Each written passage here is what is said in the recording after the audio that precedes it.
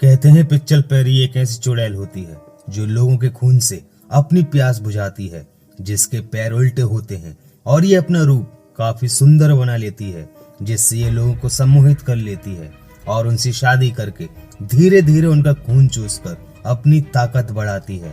ये कहानी भी फियर फाइल्स की एक सच्ची घटना पर आधारित है। ये कहानी है 1921 में गुजरात में घटी खौफ और दहशत की एक हैरान कर देने वाली कहानी जो विकास पटेल के साथ घटी। उसने जाने अनजाने में एक खूबसूरत लड़की चित्रदा से शादी कर ली, जो कि एक साधारण लड़की नहीं बल्कि वो थी एक पिच्चल परी। क्या होगा जब विकास के परिवार का एक एक कर सामना होगा उस पिच्चल परी से? क्या होगा जब विकास को पता चलेगा चित्रदा की हकीकत से? जानने के लिए देखिए ये पूरा वीडियो। एपिसोड की शुरुआत होती है और हम एक बूढ़ी औरत को देखते हैं जिसे अपने घर में सफाई करते वक्त एक किताब मिलती है और उसमें लिखी एक कहानी को वो गांव वालों को सुनाती है कि विकास 2 दिन के काम के लिए सापुतारा जा रहा था और रास्ते में उससे विभा मिलने आती है। असल में विभा और विकास की शादी की बात चल रही थी, पर विकास ने ये कहकर मना कर दिया कि वो अभी अपने काम पर फोकस करना चाहता है और अच्छे से सेटल होने के बाद ही वो शादी के बारे में सोचेगा। और वो विभा से ये भी कहता है कि अभी तुम जाओ, अगर किसी ने तुम्हें मेरे साथ देख लिया तो फालतू की बदनामी होगी। और तभी वो एक जीप में बैठकर वहाँ से चला जाता है और आधा रास्ता उसे पैदल ही पार करना था, पर अचानक से ही उसका पैर फिसल जाता है और एक पत्थर से टकराकर बेहोश हो जाता है। और जब उसे होश आता है तो अपने सामने एक लड़की को पाता है। उसकी झील सी नीली आंखें मानो उसकी आंखों में डूबने का मन कर रहा था। विकास उसे देखकर खोसा जाता है, जहाँ वो लड़की विकास को अपना नाम चित्रदा बताती है और कहती है कि लेटे रहिए, आप पिछले 4 दिनों से बेहोश पड़े हुए थे, अभी आपका घाव ठीक नहीं हुआ है और मैं ही आपको यहाँ पर लेकर आई।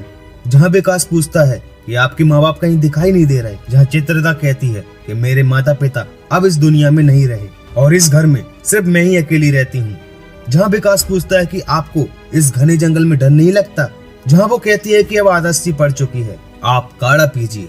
और विकास अपनी जान बचाने के लिए चित्रदा को शुक्रिया बोलता है और चित्रदा को देखकर विकास को उससे प्यार हो जाता है।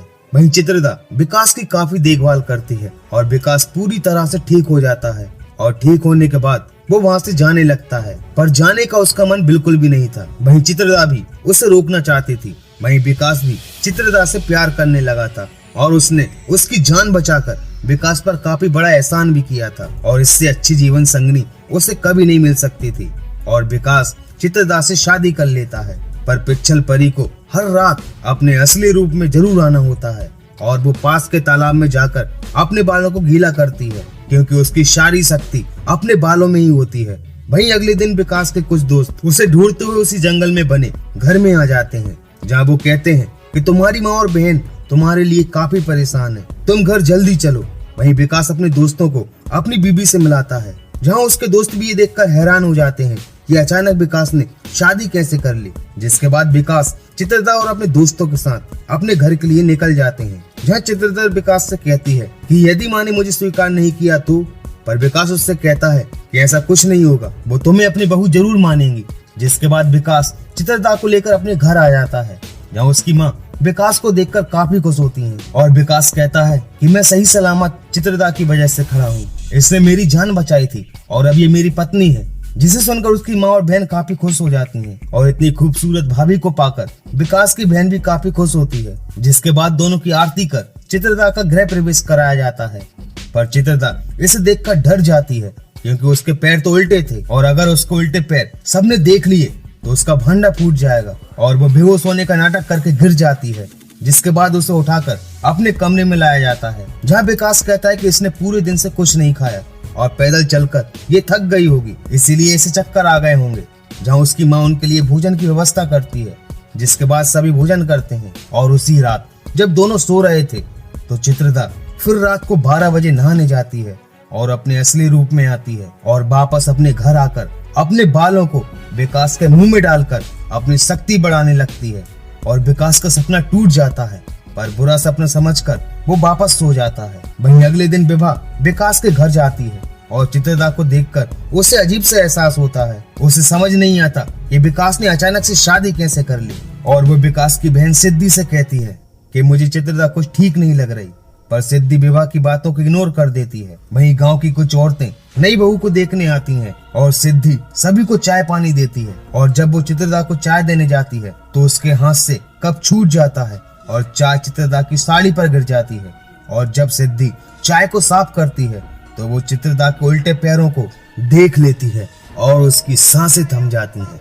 जहाँ चित्रदा भी ये समझ जाती है कि सिद्धि मेरा राज जान चुकी है और सिद्धि घबराते हुए वहां से चली जाती है और सीधा विवाह के पास जाकर उसे चित्रदा की सच्चाई बताती है कि भाभी के पैर उल्टे हैं। जिसे सुनकर विवाह अपने दादाजी के दोस्त जो एक तांत्रिक थे उनकी किताब से उस उल्टे पैर वाली चुड़ैल के बारे में जानते हैं। जहाँ उन्हें पता चलता है कि ये तो पिच्छल परी है जो कि काफी खतरनाक चुड़ैल है, जो लोगों को अपने बालों से सम्मोहित करके और उनसे शादी कर अपने बालों से उनका खून चूसती है और अपनी ताकत बढ़ाती है और धीरे धीरे उस व्यक्ति की मौत हो जाती है और पूरे 21 दिन तक वो अपने पति के साथ रहती है और उसका पूरा खून चूसकर उसे मारकर गायब हो जाती है। और आखिरी बार ये सापुतारा के जंगलों में देखी गई थी। वहीं अब रात भी काफी ज्यादा हो चुकी थी और विभा सिद्धि को वापस घर जाने के लिए कहती है और अपनी माँ और भाई का ध्यान रखने के लिए कहती है। और जब विभा अपने घर जाती है तो रास्ते में उसे चित्रदा की डरावनी आवाज सुनाई देती है और अपने घर की तरफ भागती है। पर उसके घर पहुंचते ही चित्रदा अपने भयानक रूप में आकर सिद्धि को मार डालती है। और अगली सुबह सभी सिद्धि की मौत के सदमे में थे। तभी विभा माँ जी से कहती है कि मुझे सिद्धि की मौत और चित्रदा के बारे में आपको कुछ बताना है।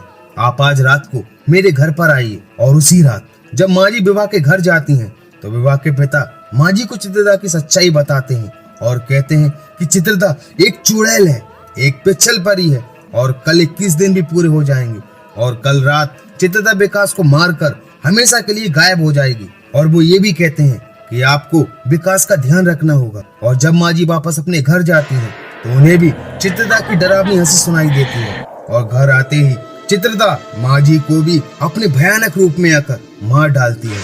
वहीं अगले दिन माँ जी की शोक सभा हो रही होती है और विभा और उसके पिता चित्रदा की सच्चाई विकास को बताते हैं। पर वो उनकी बातों पर बिल्कुल भी विश्वास नहीं करता। पर वो कहते हैं कि चाहे कुछ भी हो जाए, आज 21वां दिन है और 12 बजने में सिर्फ 5 घंटे बाकी हैं। चाहे कुछ भी हो जाए, आज तुम चित्रदा से अपने संबंध नहीं बनाओगे, नहीं तो तुम्हारी जान को खतरा है। पर विकास को अभी भी उनकी बातों पर बिल्कुल भी विश्वास नहीं होता। पर वो जाते जाते भी कहते हैं कि तुम्हें जब उसकी असलियत पता चले तो घर से बाहर आ जाना, मैं तुम्हारा बाहर इंतजार करूंगा। और उसी रात चित्रदा विकास के साथ अपने संबंध बनाने की कोशिश करती है, पर विकास उसे दूर हटा देता है और विकास घर से बाहर आ जाता है। जहाँ चित्रदा को विकास पर काफी गुस्सा आता है और वो कहती है कि आज रात तुम्हारी आखिरी रात है और मैं इस रात को बर्बाद नहीं होने दे सकती। वहीं विकास भी समझ जाता है कि चित्रदा एक चुड़ैल है और वो भागकर विभा के पिता के पास उनकी जीप में बैठकर वहां से भागने लगते हैं। और रास्ते में चित्रदा अपने पिच्छल परी के रूप में आकर, अपने भयानक रूप में आकर विभा के पिता और विकास को बड़ी ही बेरहमी से मार डालती है और वापस सापुतारा के जंगलों में चली जाती है। और वहीं एपिसोड के अंत में वो बूढ़ी औरत बताती है कि पिच्छल परी अभी भी जिंदा है। और इसी के साथ इस एपिसोड का दी एंड हो जाता है।